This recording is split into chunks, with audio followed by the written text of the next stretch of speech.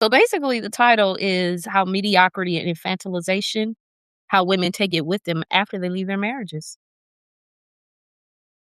I'm big on discussing infantilization, being stuck in daughtership, and what can be, ways to get you out of that, right? Um, but the mediocrity thing, right? I really need to let me just put I'm so mad at myself for not doing that. Okay, I'm putting it in the chat. Mediocrity and infantilization after uh let's see, after the marriage. I don't know. I guess that's good, right? We'll just do it that way. So so I was thinking about, well, first the thing that made me kind of get into this, I mean, I always talk about it, but I saw a preview for this game show called The Best Average American. No, the greatest, I'm sorry, the greatest average American. I was like, wow, like seriously? So we're literally celebrating mediocrity. Like the West has gone so far down that now it is celebrating mediocrity. I thought that was so wild, such a wild concept to me to create a game show that celebrates it. Hey, we're going to celebrate that you are so not like meant for greatness that we're just going to celebrate your mediocrity, right? Now, I mean, hey, everybody has a role to play, everybody has a purpose. Some people, not everybody came here to be great, right? Whatever that looks like for you, because greatness don't look the same for everybody, right? But when I was thinking about it in as it relates to marriages and relationships, right? And I was even reflecting on my own past relationships and the things that took place within my marriage. But I really started to see it once I had children. And it was like I had all these, I still do, great expectations for my children. Like I'm not raising mediocre children, right? Now, of course, no one's perfect, but I'm raising them, leading them, because now that's another thing too. Your children get to a point where they need leadership as they get older. So my leadership is taking them into learning how to be self-sufficient, being able to depend on themselves, um, you know, making sure that they have opportunities and access to things that is going to help propel them to whatever that next step is that they're trying to get to, whatever it is they want to do in life. Right. And I do not celebrate mediocrity in my house. Right. Now, of course, like I said, none of us are perfect. Excuse me. But if I know for a fact that I'm supposed to be doing some great things here, then why wouldn't I want my children to be on that same trajectory? And like I said, greatness looks different for everybody. But we are in a time where it's like we really are getting to the haves and the have-nots.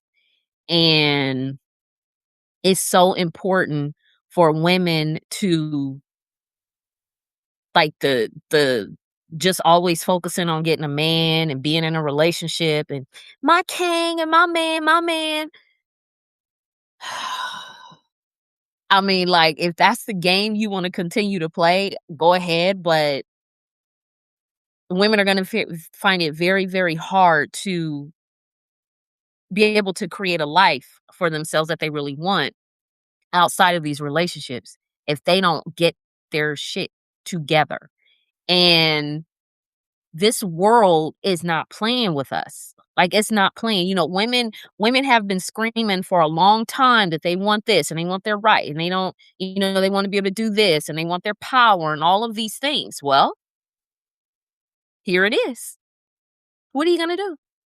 Because we are moving away from the first of all, we're moving away from the middle class. Middle class is just about to be completely non-existent.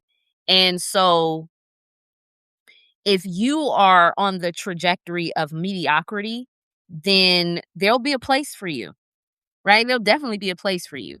But I know for me, I'm trying to be. I'm not. I have no interest in being among the have-nots because that's what it's getting ready to get to. Your mediocrity is getting ready to take you into the place of the have-nots, and so when you see how this shows up in marriages and relationships, it shows up by one of the ways that mediocrity can show up is by you not being in a state of where your finances are able to sustain you, right? You're always, making you're constantly having to rob Peter to pay Paul. You gotta do this, you gotta do that. The children can't do this, they can't do basic things, you know. That is like in a space of mediocrity. It's like, okay, I'm really not expecting you to do a whole lot because I don't have access to a whole lot. So just do these little basic average things and that should suffice. And to me, that it places you in a state of like, what's the word I'm looking for? It just it's it places you and your children in this space of like servitude and slavery, you know? And because you don't have to be that bright, to be somebody's slave or to be in a state of servitude. You ain't gotta be that smart. That's not, you don't have to be that great for that, right? And so when your children are seeing that within the relationship between their parents, then they're gonna take that out into the world. And then when you see as I was talking about the mediocrity and the infantilization, when women have been in any type of long-term relationship or marriage where this was like the order of the day, the mediocrity, the being infantilized, because that infantilization that's like big in the West, period. The Western ideology and philosophy is infantilization, period. And so what I find is when women come out of these relationships and these marriages, they take that with them. So that mediocrity and that infantilization shows up in all these different aspects of their life. The example of the infantilization is just not being able to make a decision, feeling like you can't make a decision, right? And you need to look for the adult in the room. And the adult is either, as I always say, it's either that man or your mama, right? So and when women really get a true understanding and grasp this, it does something to it's like it rewires their brain because you don't even realize that this is how you've been operating. I use the example of I was watching Lovecraft Country, and I think I talked about this, but I'm gonna mention it again. There was this scene where Ruby, she had already been taking that potion so she could see what it's like to be a white woman. And so she was working at this the department store that she really wanted to work at. But of course, they only had one black woman working there. So she knew that they weren't going to hire her. She had already placed it in her head. Right. So she was getting that potion from a girl who was posing as a man. But anyway, I don't want to get into that. She's getting the potion and she was seeing what it's like to be a white woman. So she was one part of the scene. She was leaving the job. She and all the other white women that she worked with, and dude picked her up from work, and he came in his fancy car or whatever.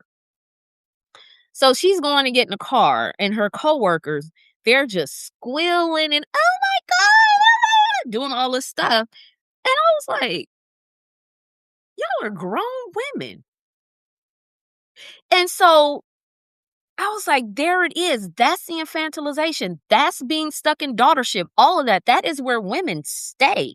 Even after they leave these marriages and these long term relationships, they stay in a space of infantilization and daughtership.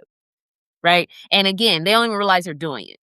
And then once you realize it, it literally like, I know it's like something going on within like your brain cells, your neurons or something. Things are changing up in there. Things you're like processing because it's like, wow, I didn't know I was operating like this all this time. And it shows up in every single part, every single aspect of your life. It shows up as, you know, having too many things that you need to get done. Right? You wanna do this, you wanna do that, and, I liken it to that part in Coming to America where they went to the bar, and they were meeting all these different women, and the girl they were talking to the girl, and she was like, "Yeah, I wanna get in TV, but then I also wanna write, I wanna direct, I wanna produce music videos, I don't wanna be a singer." I was like, "That's women." And it's like, that's not anything bad, nothing is inherently bad or good, but that's women. Right? And this is a grown woman, but it's the same conversation. Like when you talk to little girls, what do they tell them, like, what do they want to be? Like, oh, I want to be this, I want to be that. Like my daughter used to say when she was little, she'd be like, I'm gonna be a doctor and I'm gonna be a cheerleader. And I'm gonna she had like all these things that she wanted to do. And then it's just like a doctor, a cheerleader, or this and that. I was like, well, I mean, that's a lot of stuff. I mean, you gotta, that's a lot of stuff. And like, that's a lot. And so but that's when she was little, right? But then you have women who are on that I mean, they still have that same mindset, right? And I know y'all know what part I'm talking about on Coming to America with the homegirl sitting at the bar and all the stuff she wanted. This is a grown woman. So it's like, this is why I say women have so many tabs open. I talk about this all the time. And so that is an aspect of that infantilization. And it's nothing wrong with having aspirations and different things that you want to accomplish in life. Is nothing wrong with that, obviously, but you want to bring in the structure. And most women don't like structure, right? And so, because they just want to be able to do whatever, say whatever, go whatever, do, and have no just, right? Just out there. And so that is the aspect of the feminine that's like that because the feminine energy is free.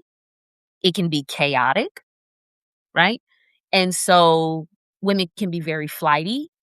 And so that's you have to like pull that in, right? You have to get a hold of that. And that's where the structure comes in. But like I said, a lot of women don't like structure. So that's where we have a difficult time with trying to get women to focus on one thing. Do that one thing first. Accomplish that first. Then we can move to the next thing.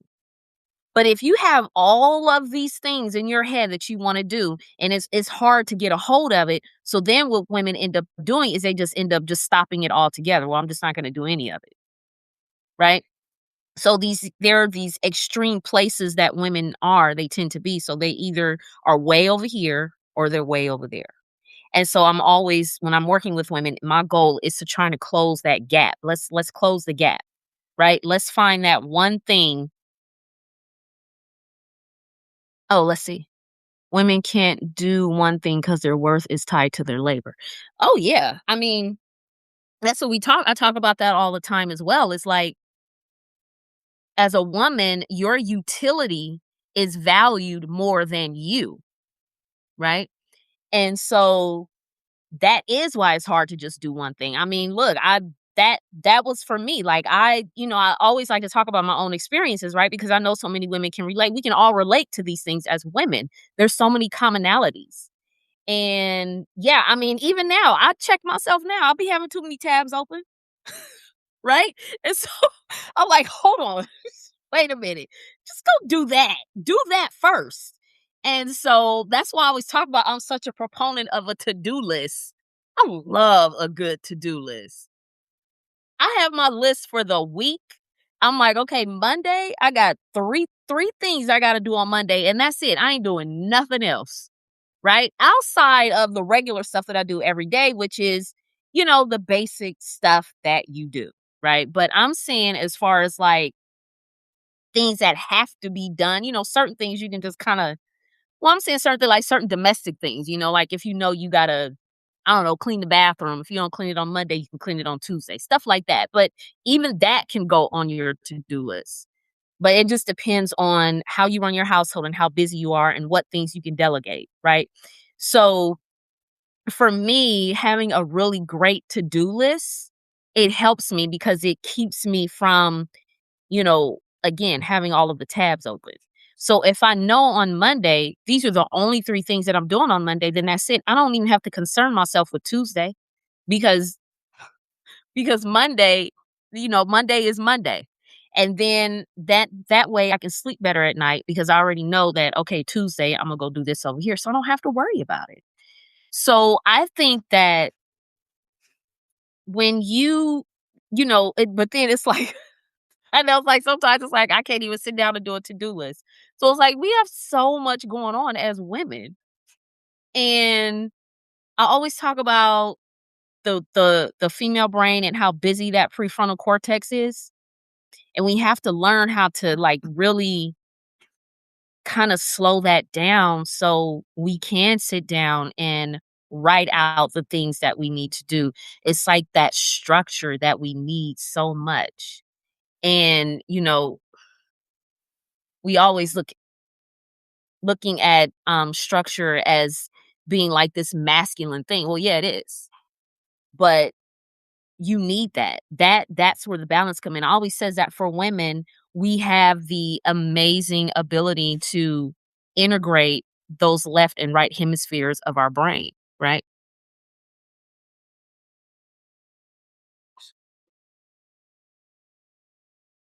So anyway, yeah, so like I was saying, we have that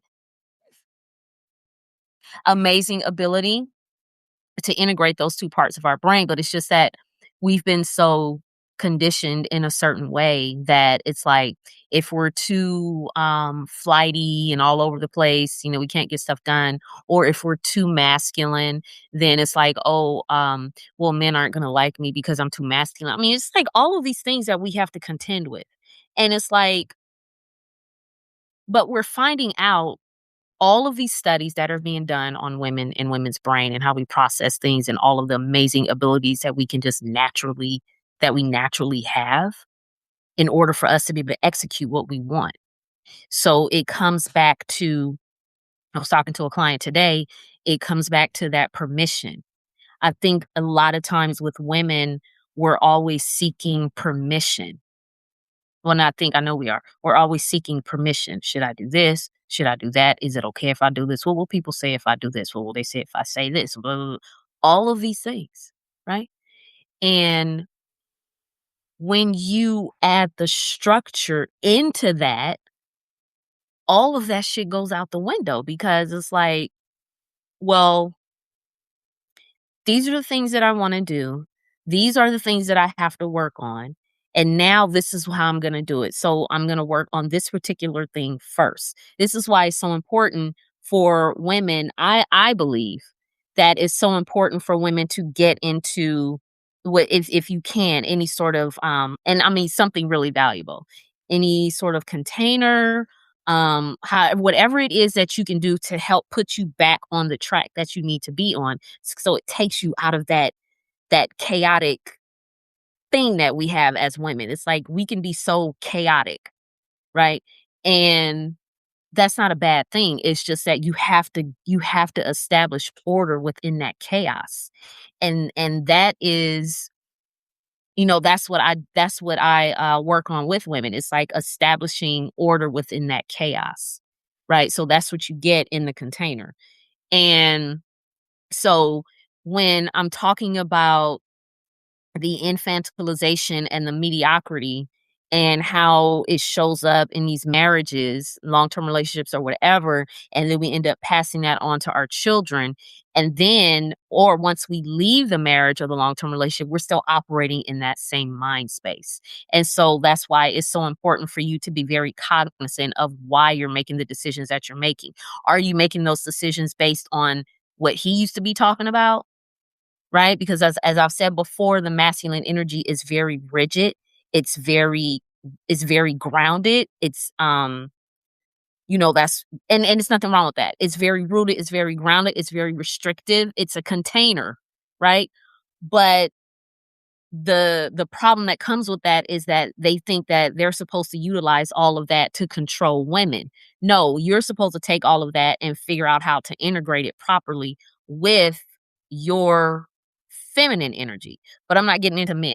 Just wanted to use that as a quick example. So what you have to do is shoot. Sorry, y'all. Hold on.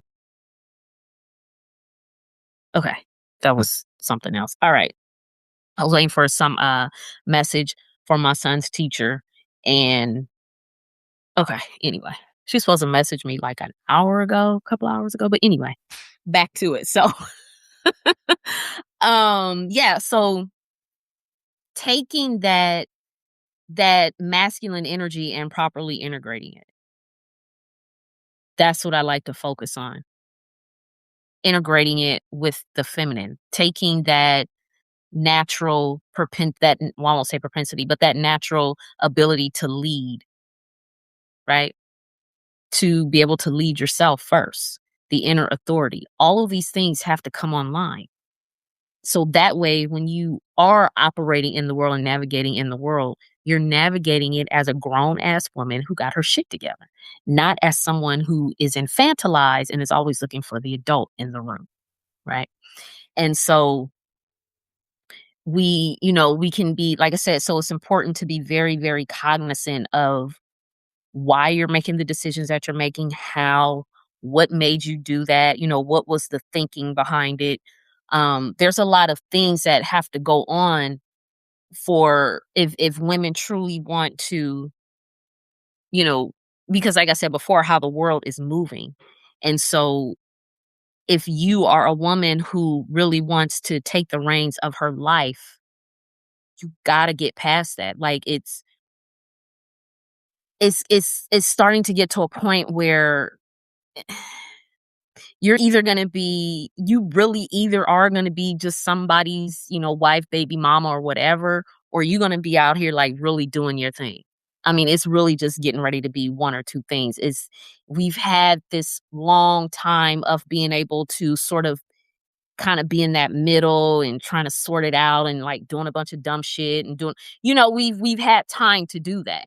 Right. But now things are moving further and further away. So it's like you're either over here or you're over there. I mean, like they're even in different states right now, the conservative states, they're trying to overturn no fault divorce. If they do that, then women are going to be stuck in these marriages and these miserable marriages because within that, it's like you're going to need your husband's permission in order to file for divorce. He's not going to do that. And it's not to say that I mean, of course, when they say that, they're making it like, oh, both spouses have to agree. But the way the divorce rates are going, it's usually women. Women are filing for divorce at very high rates right now. The statistics are crazy at the rate of how women are filing for divorce. So if they implement this where they overturn that no fault divorce, I mean, what are you going to do? He's stuck because he's not going to file. I mean, men benefit way more from marriage than women do. I don't care what they say.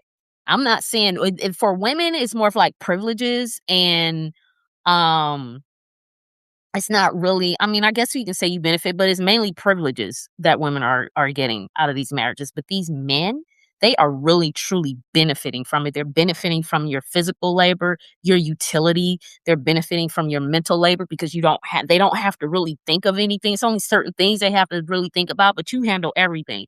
I was looking at an old to-do list. No, I mean not to-do list. I was looking at an old it was something I had in my phone. And It was all of the things that I had to take care of. I have very old notes, y'all, from like 2 years ago in my phone, so so I was, excuse me, I was going through my notes, and I had a particular note in there, and I titled it, "All of the things that is taking up space in my head at present." And it was like this long laundry list of things. And I was like, "Okay, let me compare it to what he has to take care of," right? And I promise you, his list was, like, significantly smaller than mine. And I was the one that was at home. I was a stay-at-home mom. I'm still at home. I work from home now, right? But I was a stay-at-home mom. We was doing that typical stay-at-home mom. He goes out and goes to work and do all that stuff, right? But everything was on me. Everything. And when you that and I mean, and of course we hear about it all the time, but the way it had my nervous system fried. I mean, I went to the hospital, I went to emergency from exhaustion. I didn't know what was going on. And this is what happens with women. It's like we just take it all. We just take on everything. And it's like it's such a terrible conditioning to think that you're supposed to handle everything. Just like it's almost like because you're in the house, that's your domain and you're just supposed to handle everything. He don't have to think about nothing but getting up and going to work. Everything else is on you. The bulk of the parenting, everything is on you. You on deck, it's all you, right? So the the infantilization is the part that I really been reflecting on in my own relationships and how even after it was over, I was still operating to a degree in that same mindset. And because somebody said recently, they said it was a post. They said something about. I think it was what they say. They don't really want a grown woman. They want a teenager. Wait, how did they say a teenager who works or something? But it made me think of the infantilization again. So it's like there's no room for evolution for mental, emotional, and spiritual growth for you as a woman when you're in these marriages. There's really just you laboring and being treated like someone really who's just laboring for free room and board. That's really what it comes down to. And I reflect back and I used to actually feel like thoughts would creep in my head. Like I would feel like a teenager or like a child. Like I would feel like I was on the same level as the children. And this is how you're seen. You're seen as being one of the children. Men aren't going to tell you that. But I mean, we see it all the time. They're weird fetish and kink for young girls. I mean, come on. That's why they want to marry you so young and all. That's a whole other thing. But so it's like I remember feeling like a teenager. It was weird. I remember like entertaining the thought of feeling like because I remember one time my mom asked me, she said, "Does he give you an allowance?" And I was like, "What? That's what you give children. Does he give me an allowance?" And so then I was thinking about I used to watch I Love Lucy. I don't know if y'all are familiar with I Love Lucy. It's like it's a trip to me for how many people who aren't.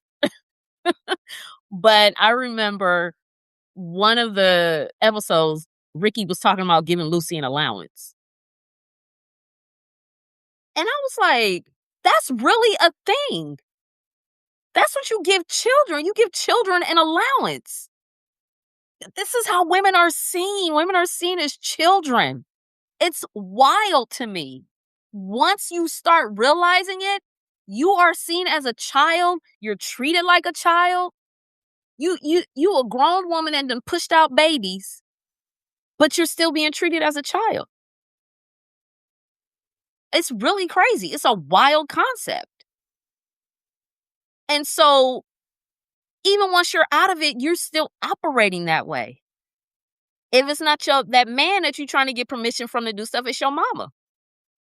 I talk about all the time. The business, the work that I do when I'm not doing this, my regular job, I guess, is I'm in the finance industry. So life insurance, health insurance, disability, Medicare, all of that stuff, annuities, I do it all. And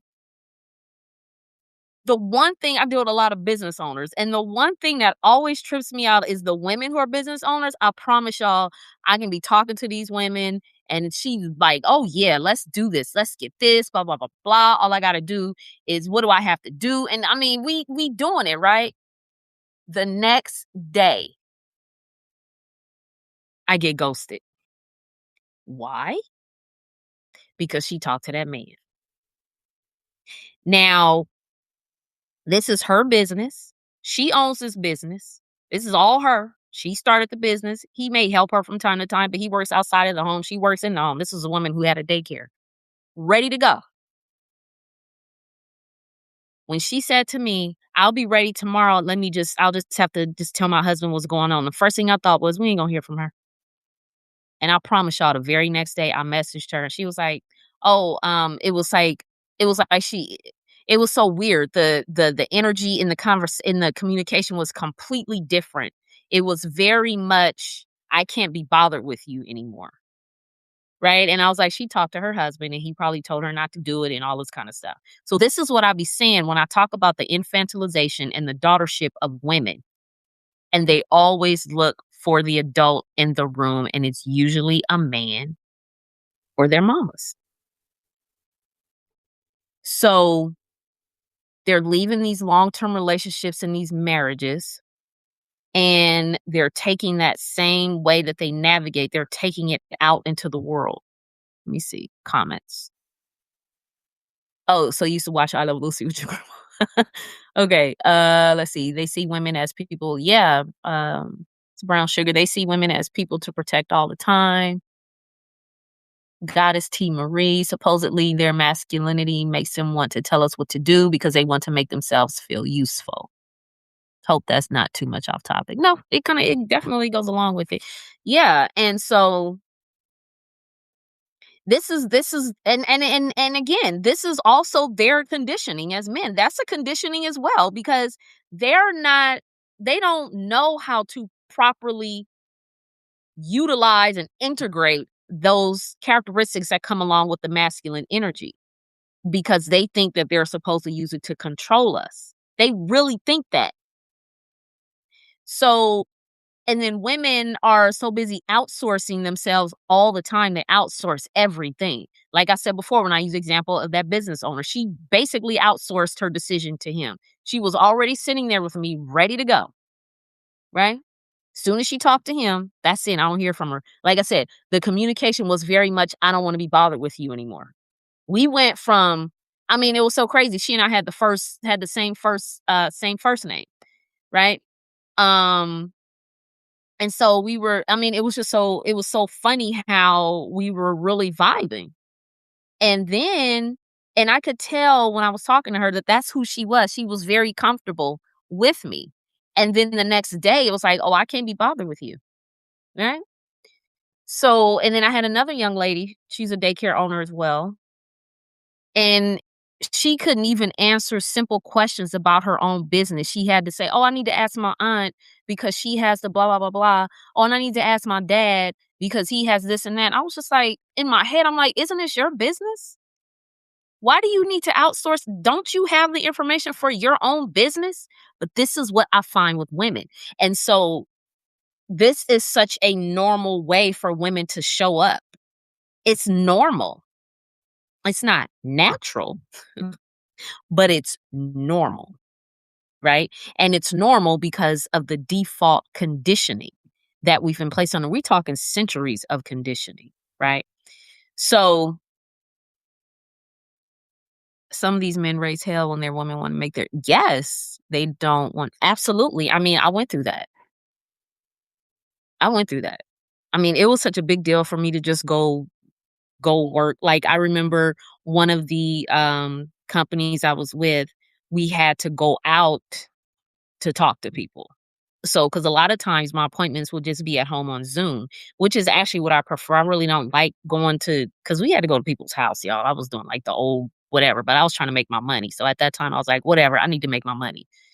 And I remember the weird little ways he would try to sabotage me going to appointments. And so it's like, you want me to bring money into the house, but you want to find little ways to restrict me and keep me from doing it. You can't have it both ways. So to me, a lot of times when men are talking all that, yeah, I want her to work and 50-50 and blah, blah, blah. Honestly, there's a part of them that really don't want you to work. They want you to be at home. But at the same time, they it's like they claim they want you to work, but then they want to restrict you from working. Can't have it both ways. So it's like this thing where it's that concept of them wanting their cake and eating it too. So yeah, but it was really interesting. It's really interesting to watch and see how women operate in this system and how their behaviors is just it's the norm, and not even realizing how much they outsource. Women outsource everything. Everything. I noticed when I left my ear relationship, my mother tried to control me and tell me what to do. Yep. Yep. I'm telling y'all, if it ain't that man, it's that mama. I'm telling you. I have to be so cognizant of that, because even when I'm talking to my daughter and she'll be like, well, should I do this? And I'll be like, I don't know. Should you do it? Now, and that's why I have to be very cognizant, because a part of me wants to make the decision for her. But I had to get myself used to allowing her to figure things out on her own. Right? Now, obviously, I'm going to help her with certain things, of course, but when it comes to certain decisions about, it could be anything like something simple as the class she should take. She's like, well, I'm trying to decide between this one and that one. Which one should I take? And I'm like, you have to make that decision. The credits are the same. Which one is it? Obviously you have a choice between the two, right? The outcome is the same as far as the credits, right? So you decide. I'm not getting ready to tell you what class to take. You decide. You know what your schedule looks like. You know what you can handle. You decide. They can be terrible saboteurs. I think women do it to show respect for men. What do what to show respect? Like being infantilized? Is that what you mean? Like not wanting to make decisions? They think that's a way of showing respect. That's actually a very good. That makes sense. That makes a lot of sense. They think that if they continuously outsource decisions to that man, seeking permission from him, that is a way of showing him respect. Wow. Wow. And it's like, if I have to consistently outsource my brain to you, if that is what I feel like I have to, because a lot of, and that makes sense, because it's almost like this, it's like this thing of stroking their ego. Let me make him think that he's this whatever, so that way, I can do what I need to do, or, he'll give me permission to do it. Yeah, it goes back to submission. Yep, absolutely. That is, and I talk about that. I have a video on there where I talk about the default position that women find themselves in when they're in these relationships. And submission is the one, like, look, I don't know why I feel like I have to say this. If you are in a relationship with a man and, things are wonderful and cupcakes and ice cream, great. But for the most part, I think a successful relationship with a man is going to women are automatically going to be placed in that position of submission. I say that because most men do not do the work on themselves. They don't do it and they don't want to do it, right? For them, getting married and having children is a way of them working on themselves because they see that as I'm a stand up guy. Look at me. I'm married and I have children. Excuse me. I'm a husband and a father. I get to hide behind those labels. So it looks like I'm this stand up dude. And so if it looks like I'm a stand up guy, then I don't have to do all of the interpersonal work on myself because look, right? So as long as that is the space that he's in, you can forget it. You are going to be uh in that place of submission. You are going to be in the position where you feel like to a degree you have to get his permission to do things. And I mean it would get so weird for me that it was like I had to plan my life, things that I wanted to do outside of the role of wife and mom. It was like it was such a big deal. Like just wanting to go have coffee with a friend of mine. It's this girlfriend, well, a friend of mine that I had in college, high school and college, and we hadn't seen each other in years, and so we ran into each other at Target of all places. I think don't everybody run into somebody old friend at Target or Trader Joe's. And we just got to talking. It was like, "Oh my god, girl, we gotta catch up, blah, blah, blah, blah." And so I was like, "Yeah, let's do coffee on next Sunday," right? So we talking about it. I get home, I'm like, "Yo, I ran into my friend, ran into T, we're gonna get together, blah, blah." "Well, when are y'all doing that?" "Well, what time you doing that?" "Well, I was like, "It's coffee on a Sunday. Are you serious?" It was such a big deal to the point where I ended up texting her and said, "You know what? Forget it. Let's just try to do it next week." It's fucking coffee at Coffee Bean on a Sunday. What you doing on a Sunday afternoon?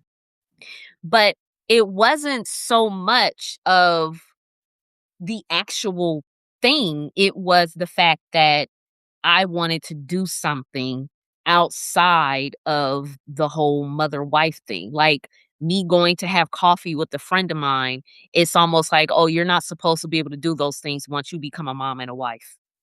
Like that's the thinking, that's the conditioning. Yeah, he was seeking for you to ask him for basically, yeah, because there was a point where it was something else, and I said, "Wait, so are you telling me that I need your permission in order to do this?" And it was like he almost was getting ready to say, "Yeah." I was looking at him because I was like, "I know this Negro ain't getting ready to say, 'Yeah.' I need his permission like he my daddy or something." Right? So that's why I say these relationships between men and women are incestuous at its root. It's a mother-son relationship and a father-daughter relationship, and they happen simultaneously depending on the situation. Yep, absolutely. It is ownership. I talk about that. I have an article where I talked about yes, you can be bought because when you are deciding to be a man's wife, that is ownership. And a lot of times, this is what women are doing now. That's why they want to leave their brains at home. They want to be owned. They don't want to do anything. They don't want to own themselves. They don't want the autonomy. They want the man to own them so they can leave their brains at home. They don't have to do anything. Infantilization. I've been stopped several times. I'm out of that relationship. Yeah. So, it is I don't know. Sometimes, I look at women and I'm just like, what y'all gonna do? What are y'all gonna do? Because we have to accept it's like most men are not gonna do work on themselves, y'all. They not gonna do it. you are placing yourself in a almost dangerous situation, especially the way things are getting. Yep. I have a friend who's married, and every time we go out, she has to send pictures of proof that yep, yep, yep. I remember I had to do that. When I told you my homegirl that I ran into, um, we started like hanging out, not too much, because like I said, it was almost like I had to get permission. So a few times, she had invited me because she has 3 kids. So she had invited me to her daughter's birthday party. And I literally like I went, and before I left, he was like, "Well, make sure you take pictures." And I was like, "Take pictures for what? You don't even know these people."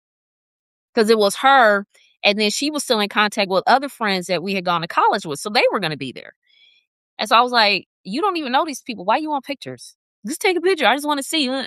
That's why he wanted to see. And that's ownership. And that's why I said, now some women, they like that. They need a handler. They need to be owned. Okay. But the way things are going now, you don't know where that is going to take you. And that's why I said you a lot of women are really going to be placing themselves in dangerous situations that they won't be able to get out of. But they want to leave their brains at home.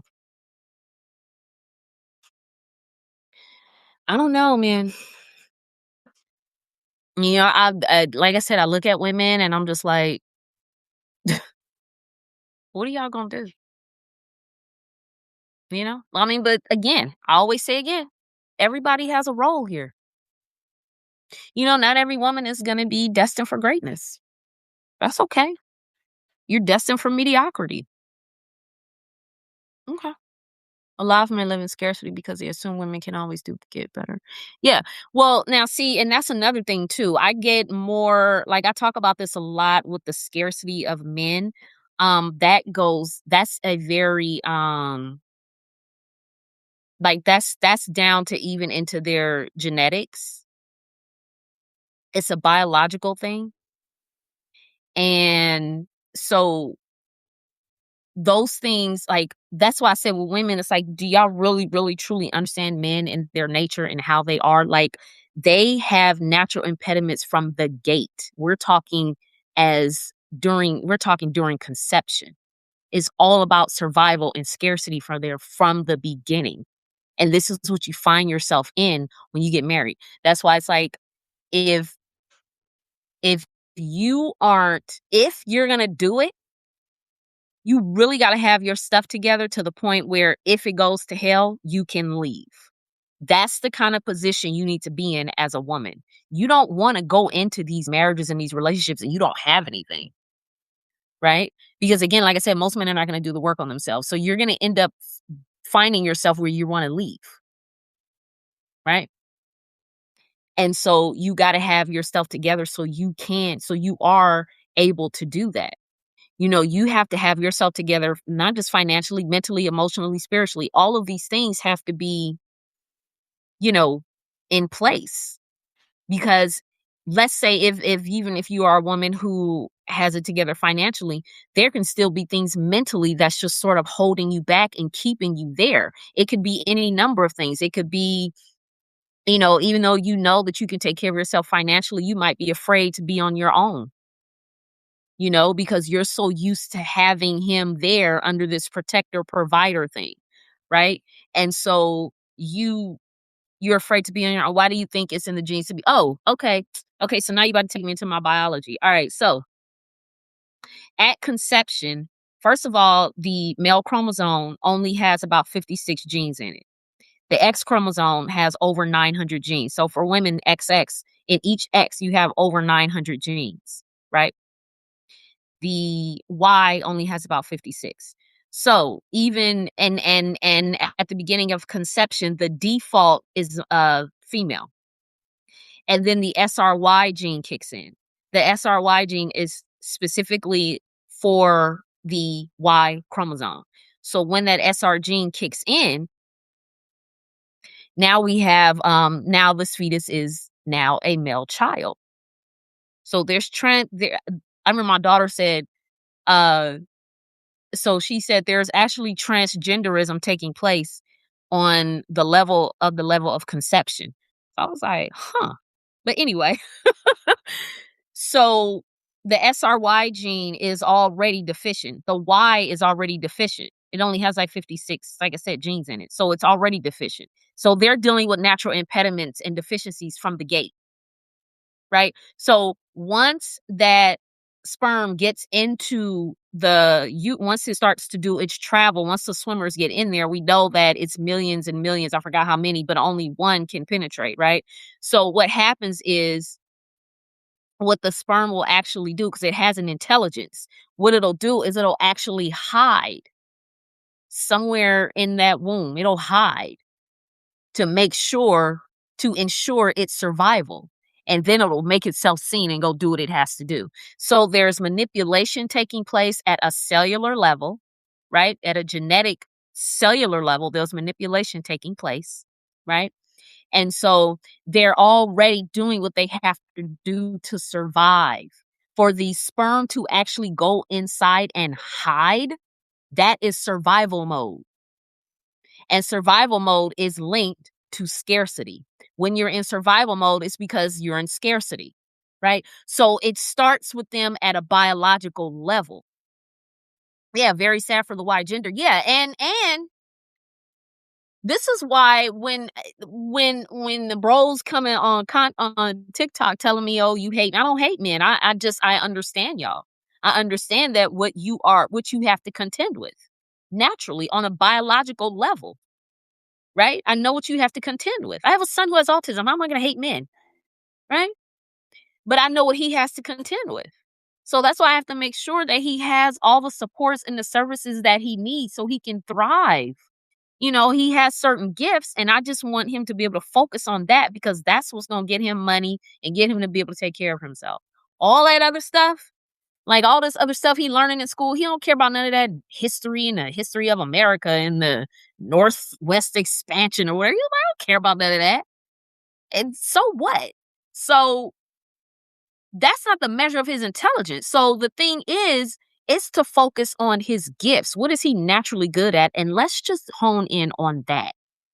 Makes sense why they hold on to women and try to control. Yeah, because it's all about survival. Men are attach themselves to women for survival reasons. And they want you to have their babies so they continue on with the species. It's natural for them to want that. That's an aspect of survival mode. That's scarcity. Oh my God, please have my babies. I need for my lineage to survive. Have my babies, please. Right? But once a man, and like I said, most men aren't going to do the work on themselves. So they're never even going to get this kind of knowledge or science. They're not even going to submit to it. If you're going to submit to something, submit to the knowledge.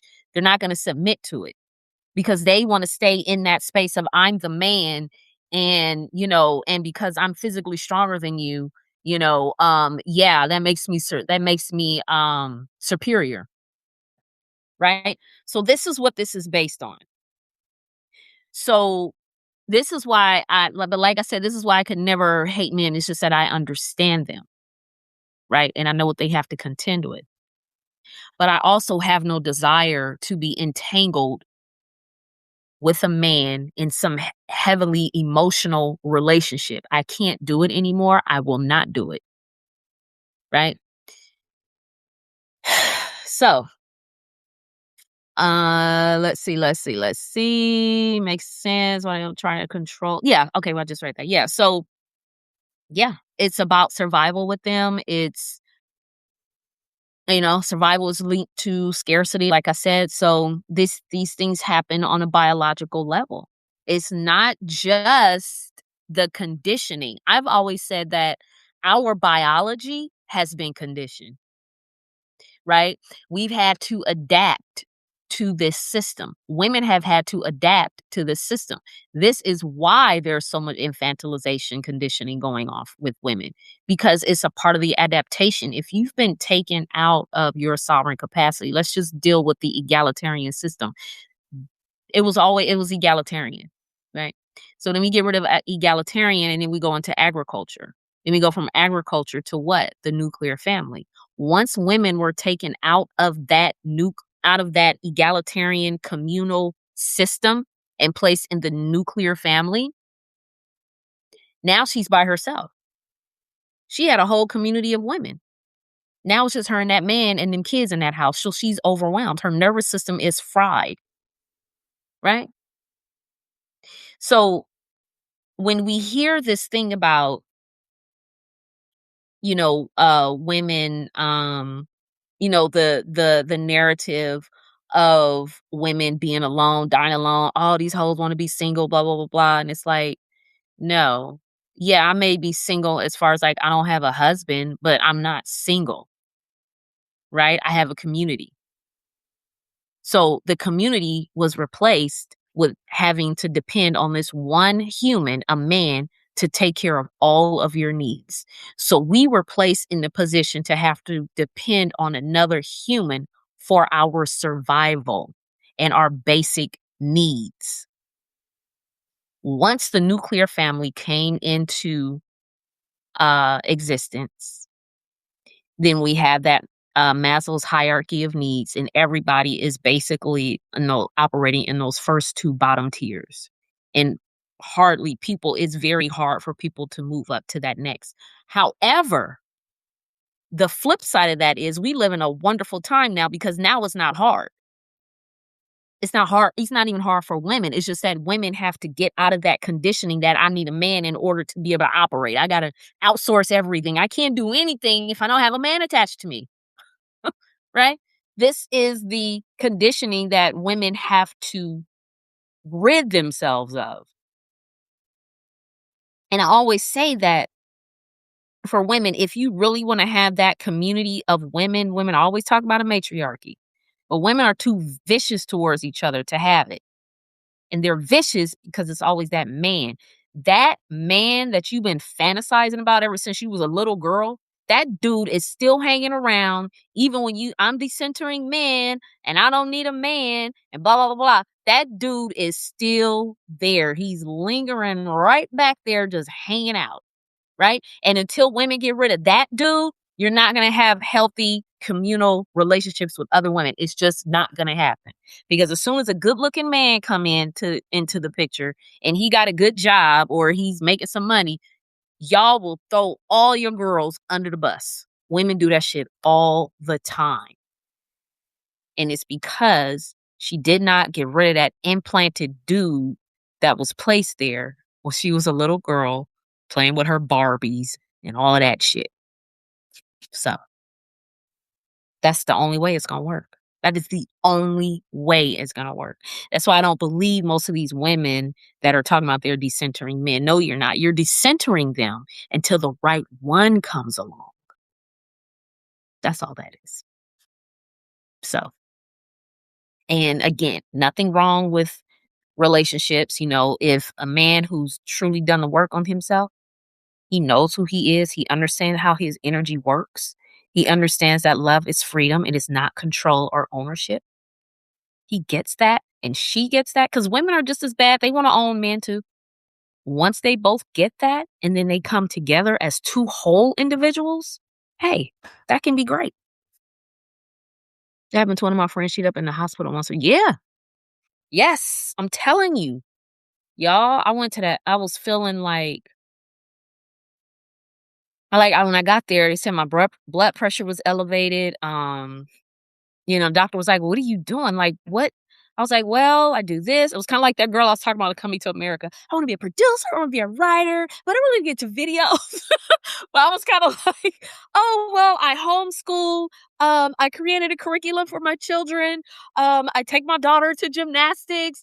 My son has autism. I have to take him to speech. I was doing all this stuff, right?" And the doctor was like, "Wait, you're doing all of that?" He said, "I'm surprised you wasn't in here sooner." Then he was trying to put me on, what is it, Xanax? I was like, I'm not doing that. I'm not getting on medication for this.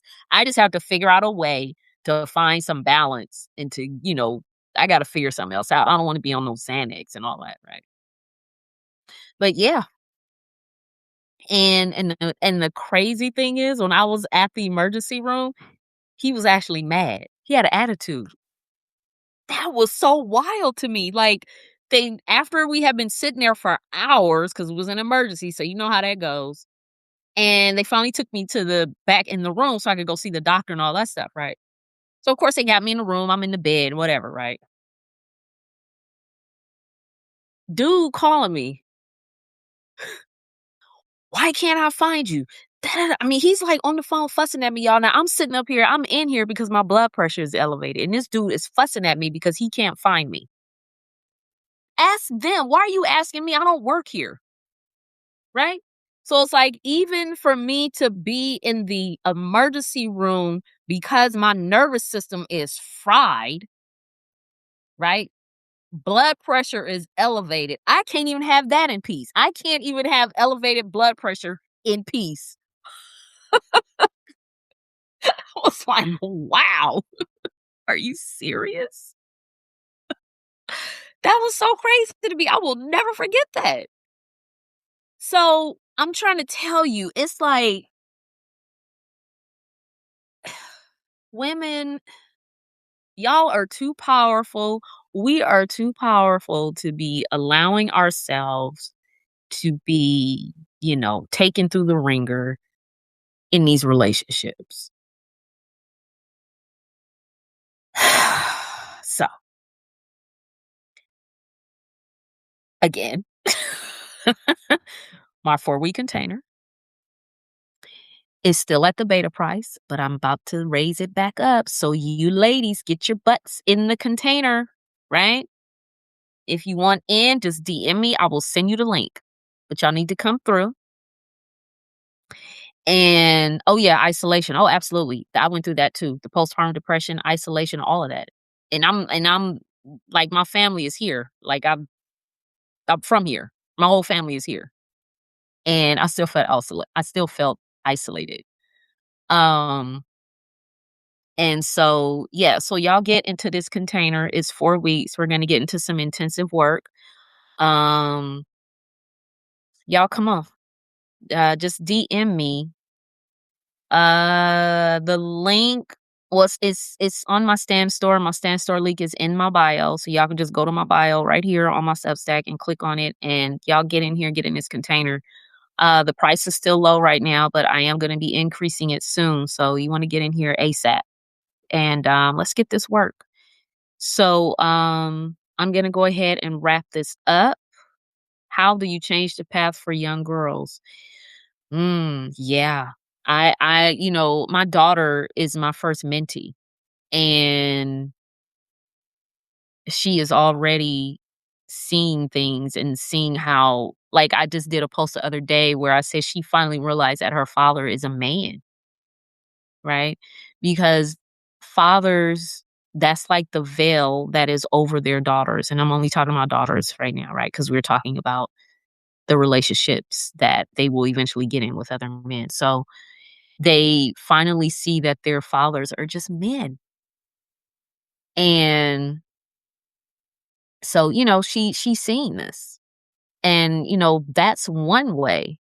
When you say, how do you change the path? That's one of the ways for these daughters to see their fathers as just men and not these big heroes that can just come and save the day. Now, should as a young girl, if you have a great relationship with your dad, he's taking care of you, he's doing all these things, that's great. That's great. But you still need to see him as a man, right?